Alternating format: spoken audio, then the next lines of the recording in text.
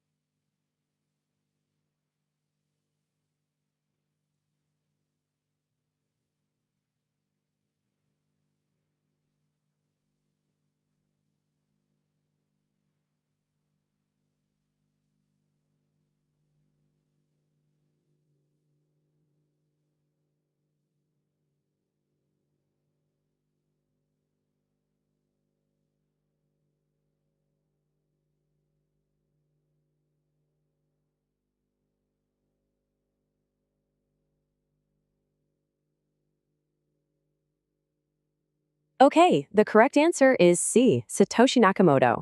And you know what's really wild is that Satoshi published the original white paper in 2008 and then completely vanished in late 2010 without ever revealing their true identity. Crazy, right?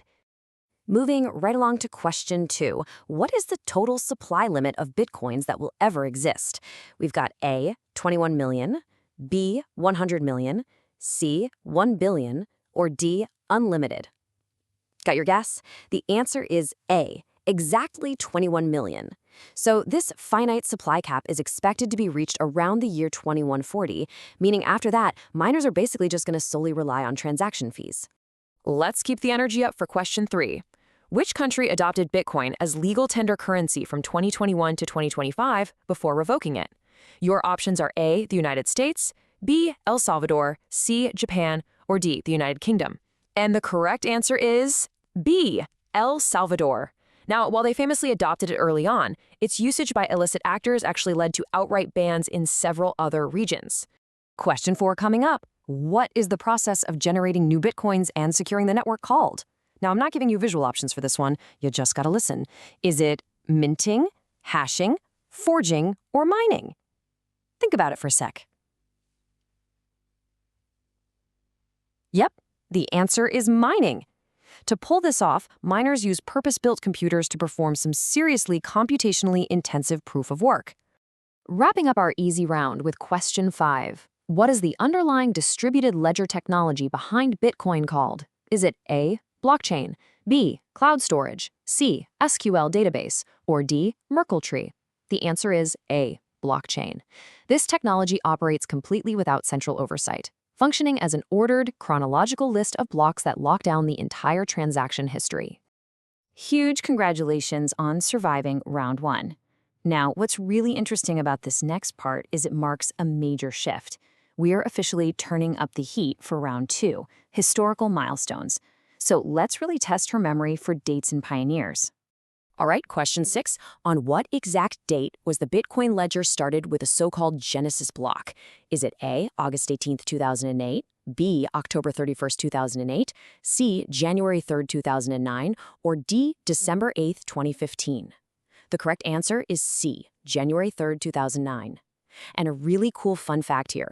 Embedded in that very first Genesis block is a hidden message citing a headline from the Times newspaper all about bank bailouts. Question 7 is testing your people history. Who was the first person, other than Satoshi Nakamoto, to receive a Bitcoin transaction? Was it A, Hal Finney, B, Adam Back, C, Nick Szabo, or D, Wei Dai? The answer is A, Hal Finney. Hal was this brilliant pre-Bitcoin cryptographic pioneer who actually filed the first bug reports and helped Satoshi improve the early software. Moving on to question 8. What is the average time it takes for the Bitcoin network to create a new block? Listen closely to these options. Ready? Is it 1 minute, 10 minutes, 60 minutes, or 24 hours? Got your guess locked in? The answer is 10 minutes. And to ensure this average is strictly maintained, the network automatically adjusts its own mining difficulty. Pretty clever. Question 9 is all about the halving. How many blocks must be mined before the Bitcoin block reward is halved? A, 10,000 blocks, B, 100,000 blocks, C, 210,000 blocks, or D, 2016 blocks? The right answer is C, 210,000 blocks. Since blocks take roughly 10 minutes, like we just learned, this means the reward, which originally started at 50 BTC, predictably halves about every 4 years to tightly control inflation. Finishing up round 2 with question 10.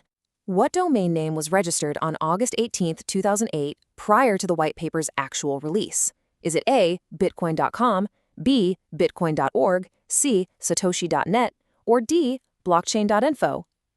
It was B, bitcoin.org. Satoshi Nakamoto quietly registered this domain to host the project's very first website.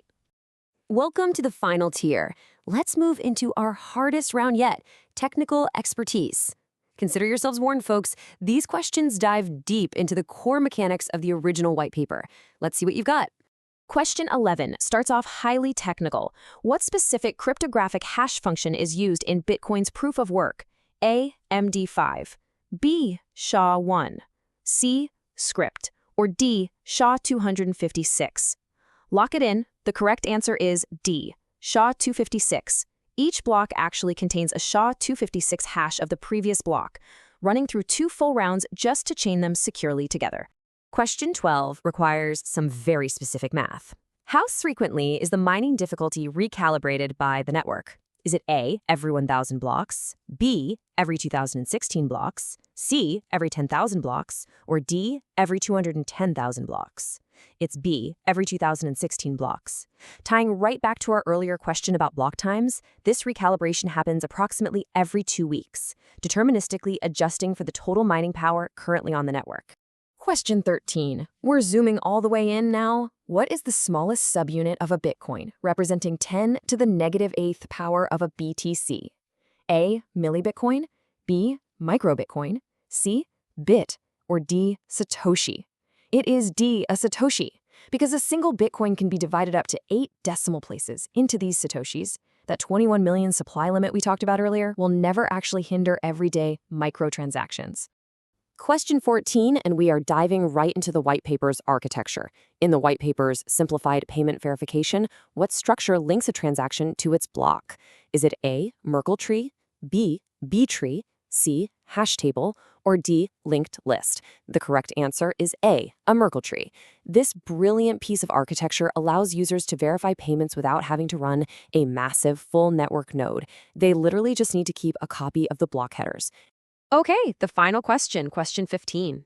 In 1998, what concept did Wei Dai describe on a mailing list that actually predated Bitcoin? Listen to your options closely for this one. Bitgold, Hashcash, cryptocurrency, or smart contracts? Make your final guess. The answer is cryptocurrency. Over a full decade before Bitcoin even launched, Wei Dai was already suggesting the use of cryptography to control the creation of money and secure transactions. And that brings our ultimate quiz to a close. So, how did you score out of 15? Whether you absolutely aced it or just learned something entirely new today, you've just engaged with the fascinating foundation of a completely decentralized digital system. Thank you so much for playing along with this explainer. But before we go, I want to leave you with a provocative thought to chew on. Will the true identity of Satoshi Nakamoto ever be definitively proven? Or is the mystery itself essential to Bitcoin's decentralized nature? If you found this as fascinating as I do, I highly encourage you to dive deeper into that original white paper. There are literally always more secrets to uncover. Keep learning, keep questioning, and I'll catch you